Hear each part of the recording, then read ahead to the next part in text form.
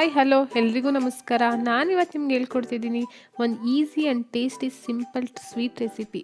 ಅದೇನಪ್ಪ ಅಂದರೆ ಗಿಣ್ಣು. ಬನ್ನಿ ನಾವು ಏನೇನು ಬೇಕು ಅಂತ ನೋಡೋಣ.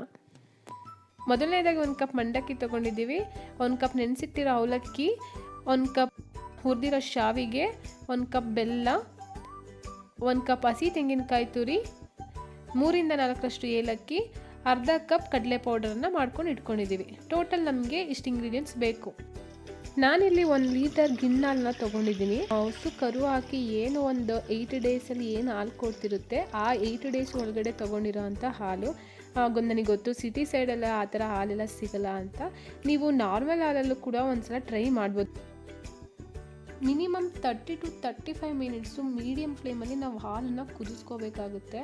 ಹಾಲು ಎಷ್ಟು ಕುದೀತೋ ಅಷ್ಟು ಟೇಸ್ಟಾಗಿ ನಮಗೆ ಈ ಗಿಣ್ಣು ಬರುತ್ತೆ.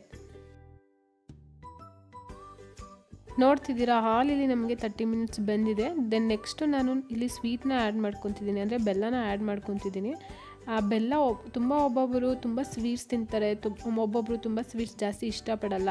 ಸೊ ಬೆಲ್ಲನ ನಿಮ್ಗೆ ಅನುಗುಣವಾಗಿ ಅದನ್ನು ಹಾಕ್ಕೊಬೋದು. ಸ್ವಲ್ಪ ಕಡಿಮೆ ಅನ್ನೋದು ಮಾಡ್ಕೊಬೋದು, ಸ್ವಲ್ಪ ಜಾಸ್ತಿನಾದರೂ ಮಾಡ್ಕೊಬೋದು. ನೋಡಿ, ಬೆಲ್ಲ ಹಾಕಿದ ತಕ್ಷಣ ನಮಗೆ ಹಾಲು ಒಂದು 5 to 10 ಮಿನಿಟ್ಸ್ ಹಂಗೆ ಮೀಡಿಯಮ್ ಫ್ಲೇಮಲ್ಲಿ ಬೇಯಿಸ್ತಾ ಇದ್ದರೆ ಹಾಲು ಹಳಿಯಾಗಿ ಒಡ್ಕೊಳ್ಳುತ್ತೆ. ಅಲ್ಲಿವರೆಗೂ ನಾವು ಮೀಡಿಯಮ್ ಫ್ಲೇಮಲ್ಲೇ ಬೆಲ್ಲ ಹಾಕಿದ ಮೇಲೂ ಕೂಡ ಹಾಲನ್ನ ಕುದಿಸ್ಕೊತಾ ಇರಬೇಕು. ಆಗ ನಮಗೆ 100% ಹಾಲು ಚೆನ್ನಾಗಿ ಬೆಂದಿದೆ ಅಂತ ಗೊತ್ತಾಗುತ್ತೆ. ನೆಕ್ಸ್ಟ್ ನಾವು ಮಿಕ್ಕಿದ್ದು ಏನು ಇಂಗ್ರೀಡಿಯೆಂಟ್ಸ್ ಆ್ಯಡ್ ಮಾಡ್ಕೊತಾ ಹೋಗೋಣ. ಮೊದಲನೇದಾಗಿ ನೆನೆಸಿಟ್ಟಿರೋ ಅವಲಕ್ಕಿ 1 ಕಪ್ ಏನು ತೊಗೊಂಡಿದ್ದೀನಿ ಅದನ್ನು ಆ್ಯಡ್ ಮಾಡ್ತಿದ್ದೀನಿ.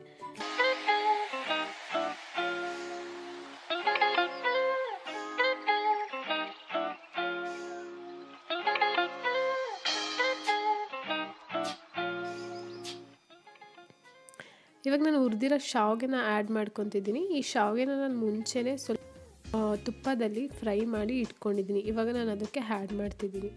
ಆ್ಯಡ್ ಮಾಡಿ ಮತ್ತೆ ನಾವು ಅದನ್ನು ಹಾಕ್ಕೊಬೇಕು. ಅದನ್ನು ಆ್ಯಕ್ಚುಲಿ ನಾವು ಏನೇನು ಇಂಗ್ರೀಡಿಯೆಂಟ್ಸ್ನ ಆ್ಯಡ್ ಮಾಡ್ತಿರ್ತೀವಿ, ಆ್ಯಡ್ ಮಾಡಿದ ತಕ್ಷಣ ಅದನ್ನು ನಾವು ಹಂಗೆ ಹಾಕ್ಕೊತಿರ್ಬೇಕು, ಇಲ್ಲಾಂದರೆ ತಳ ಹಿಡಿಯೋ ಚಾನ್ಸಸ್ ಇರುತ್ತೆ. ನೆಕ್ಸ್ಟ್ ನಾನು ಕಡಲೆ 1/2 ಕಪ್ಪು ತರಿ ಮಾಡಿಟ್ಕೊಂಡಿದ್ದೀನಿ, ಅದನ್ನು ಆ್ಯಡ್ ಮಾಡ್ತಿದ್ದೀನಿ. ಕಡಲೆನ ನಾನು ಸ್ವಲ್ಪ ಕಡಿಮೆ ಪ್ರಮಾಣದಲ್ಲೇ ತೊಗೊಂಡಿದ್ದೀನಿ. ಕಡಲೆ ಪೌಡರ್ನ ಜಾಸ್ತಿ ಹಾಕಿದ್ರೆ ಸ್ವಲ್ಪ ಟೇಸ್ಟು ಡಿಫ್ರೆಂಟ್ ಆಗಿಬಿಡುತ್ತೆ. ಸೊ ನಾವು ಏನೆಲ್ಲ ಬೇರೆದು ಇಂಗ್ರೀಡಿಯೆಂಟ್ಸ್ ಏನೇನು 1 ಕಪ್ ತೊಗೊಂಡಿದ್ದೀನಿ, ಕಡಲೆ ಮಾತ್ರ ಅದನ್ನ 1/2 ಕಪ್ ತೊಗೊಂಡಿದ್ದೀನಿ. ನೆಕ್ಸ್ಟ್ ನಾನು ಕಡಲೆ ಪುರಿನ ಆ್ಯಡ್ ಮಾಡ್ತಿದ್ದೀನಿ.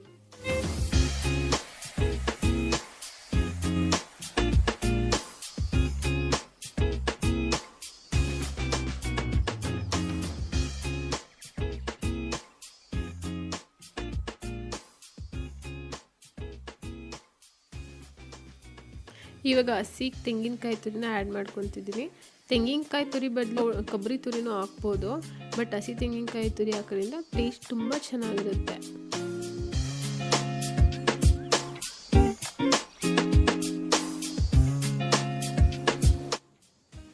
ಏಲಕ್ಕಿನ ನಾನು ಸಿಪ್ಪೆಯನ್ನು ತೆಗೆದು ಅದನ್ನು ಸ್ವಲ್ಪ ಕುಟ್ಟಿದ್ದೀನಿ ಅಷ್ಟೇ. ನಾನು ತುಂಬ ಪೌಡರ್ ಏನು ಮಾಡೋಕ್ಕೆ ಹೋಗಿಲ್ಲ.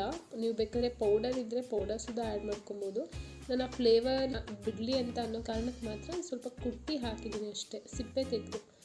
ಆಲ್ಮೋಸ್ಟ್ ಇದು ರೆಡಿ ಆಯಿತು.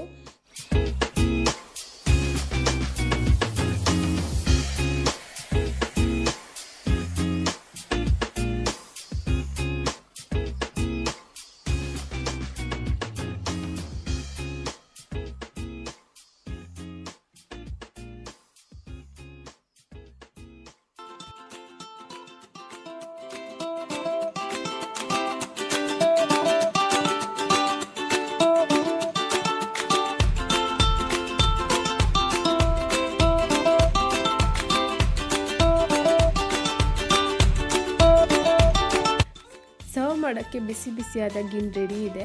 ನೀವೊಂದ್ಸಲ ಮನೇಲಿ ಟ್ರೈ ಮಾಡಿ ಹೇಗೆ ಬಂತು ಅಂತ ಕಮೆಂಟ್ ಮಾಡಿ. ನಿಮ್ಗೆ ಈ ರೆಸಿಪಿ ಇಷ್ಟ ಆದರೆ ಲೈಕ್ ಮಾಡಿ, ಶೇರ್ ಮಾಡಿ.